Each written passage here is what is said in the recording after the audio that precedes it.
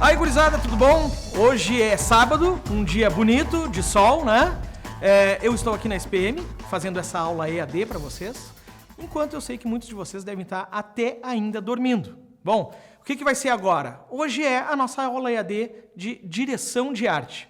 O que a gente vai fazer? A gente vai dar continuidade à aula que a gente teve ontem, na sexta-feira. E vamos continuar falando sobre a história da arte recente, dos últimos 100 anos no século XX, e a influência dela na direção de arte, no layout. Bom, para começar, nós vamos fazer o seguinte. Tu vai lá no teu Black, abre o teu Blackboard e vai e acessa no material didático a aula 4, o PDF da aula 4. Além do PDF, você pode fazer também o seguinte, ir lá na biblioteca, se tiver disponibilidade, e pegar esses 2 livros aqui. Esse é o Layout, do Alan Hobart, e esse aqui é o Design Retrô. Os dois têm uma base bibliográfica boa para quem quiser acompanhar essa aula do PDF que eu deixei lá para vocês. Tá? Então já tem uma bibliografia indicada que vocês podem acompanhar se tiver alguma maior dificuldade. Bom, abrindo o PDF, vocês vão ver que é uma continuidade do que a gente falou ontem. A gente vai começar falando sobre o surrealismo, né? E o surrealismo é uma continuidade da aula que eu dei ontem, que foi sobre o dadaísmo. Por quê? Porque toda aquela transgressão e aquela falta de sentido do dadaísmo descambou, né? E abriu portas para o surrealismo. Ou seja, uma falta de sentido, mas já trazendo a questão do subjetivo, né? Da psicologia para as artes. Quem foi o grande expoente? Salvador Dalí, né? A gente tem o Miró também. E a gente vai ver como esse tipo de arte acabou trazendo uma certa liberdade para o layout e como que essas coisas mais subjetivas do inconsciente também vieram para o layout. 2 dicas legais. Tu pode entrar no teu YouTube agora e dar uma olhada num filme que se chama Cão Andaluz, né, do Buñuel, que foi feito com o Buñuel e com Salvador Dalí. Eles roteirizaram. Não adianta querer entender, né? É para ver, na realidade, quase como se fosse um sonho filmado. Vai lá e procura, o Cão Andaluz. A outra dica é dar uma olhada num desenho da Disney que foi feita a partir de desenhos do Salvador Dalí, tá? Que se chama, se eu não me engano, Destino. Tá? Tem lá no YouTube, vocês vão ver que é tudo baseado em desenhos que o Salvador Dalí fez para a Disney. Bom, a gente sai do surrealismo e vai passar agora para o slide lá que fala sobre a The Still. The Still ou neoplasticismo tem uma coisa bem bacana para nós no layout, que é essa procura e a busca que o Theo van Doesburg e o Mondrian tiveram a respeito do layout assimétrico, ou seja, a compensação de pesos na arte, e que isso acabou trazendo para a gente um bom trabalho de estudo assimétrico no layout.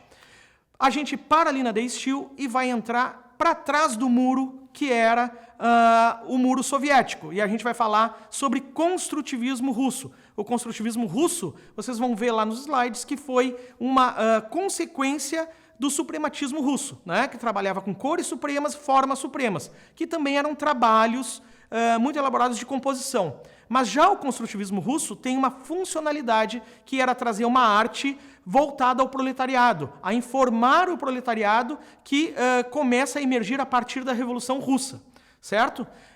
Pulando do construtivismo russo, vocês vão ver que aí a gente já começa a falar de Bauhaus, né? Então vocês vão olhar a Bauhaus e qual é o grande barato da Bauhaus? É a pedagogia da Bauhaus, que foi a primeira grande escola que ensinou o design. E também a gente vai ver muito a questão da reprodutibilidade e do design funcional e que possa ser reproduzido, trazendo ali os conceitos de desenho industrial, ou seja, um desenho que precisa ser feito e depois reproduzido, certo?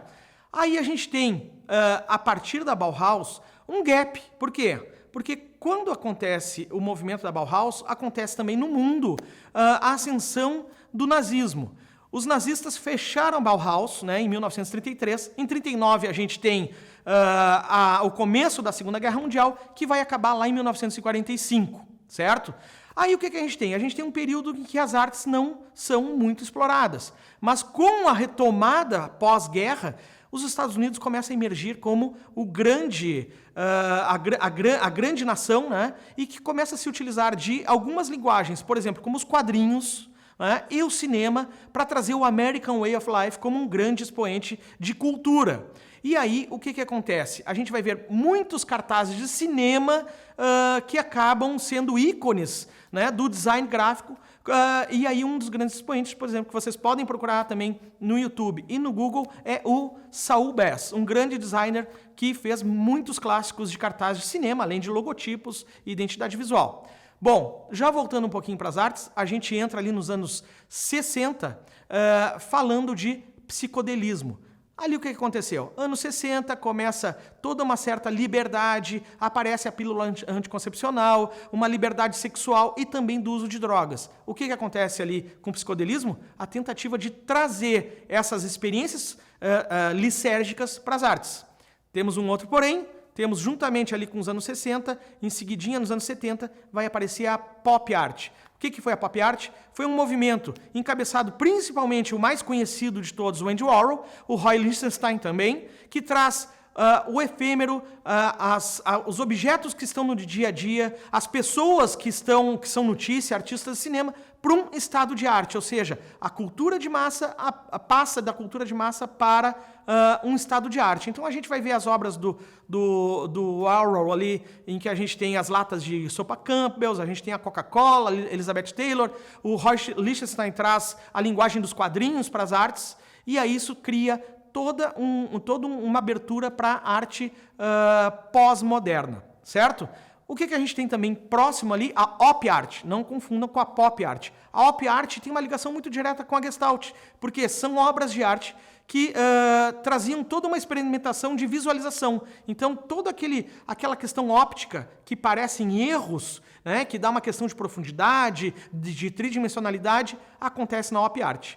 Para fechar, a gente vai falar sobre o grafite e a street art. Aí a gente já fecha os anos 70, no final dos anos 70 a gente tem nos Estados Unidos já a eclosão das grandes gangues de Nova York, né? Em Nova York ainda nos anos 70 era uma cidade que estava bem decadente, e a gente começa a ver a explosão do grafite, lá com aquele grafite mais old school, né? O bomb, que vai abrir caminho para artistas, por exemplo, como o Basquiat e como o Keith Haring, que são descobertos lá pelo Andy Warhol e trazem uma arte muito mais underground para o mainstream, né? O Andy Warhol faz com que esses caras apareçam para o mundo, e aí, desde lá até hoje, o grafite, a street art acaba sendo um expoente. Tanto que hoje, boa parte dos artistas novos, de vanguarda que aparecem hoje, eles começam a aparecer principalmente fazendo um trabalho na rua.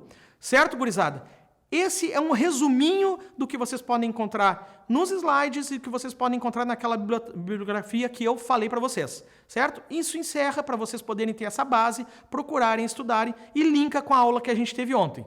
Agora, o que eu tenho que fazer, né? Gil, o que eu faço para entregar meu trabalho para valer a minha presença do dia de hoje? Vai ser muito simples. Vocês analisando a aula que a gente teve na sexta-feira, complementando com os slides que vocês vão olhar agora em casa e vão olhar nos livros, vocês vão fazer uma coisa muito simples. Vocês têm que achar somente três exemplos em que vocês veem qualquer um desses movimentos aplicados em alguma peça gráfica hoje, uma peça gráfica contemporânea. Eu mostrei para vocês em todos os slides esses conteúdos dos movimentos. E depois eu mostrava para vocês algum cartaz, algum anúncio contemporâneo em que a gente via essa arte aplicada. Vocês vão ter que fazer a mesma coisa. Vocês vão procurar 3 cartazes, anúncios, algo em revista, enfim, que vocês conseguem identificar algum desses movimentos.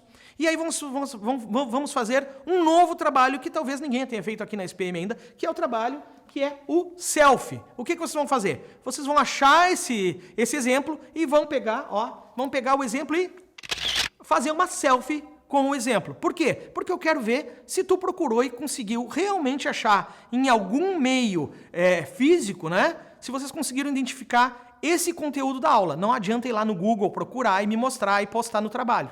Tá? Então tem que ser vocês fazendo a selfie com o exemplo. Fez a selfie? Me faz um argumentinho ali, não precisa ser um argumento longo, pode ser um parágrafo, né? Me contando por que aquilo ali é um exemplo do determinado movimento que tu achou. Então tem que fazer a selfie e tem que fazer um texto. E aí lá em trabalhos e exercícios, vocês vão postar o trabalho de vocês. Pode fazer em JPEG, pode fazer no Word, pode fazer PDF. Desde que poste lá no campo do trabalho que eu estou deixando para vocês. Certo, pessoal? Esse é o trabalho e a aula que a gente teve EAD hoje, nesse sábado de sol. Aproveitem, vocês têm até a próxima sexta-feira para postar o trabalho. Muito obrigado.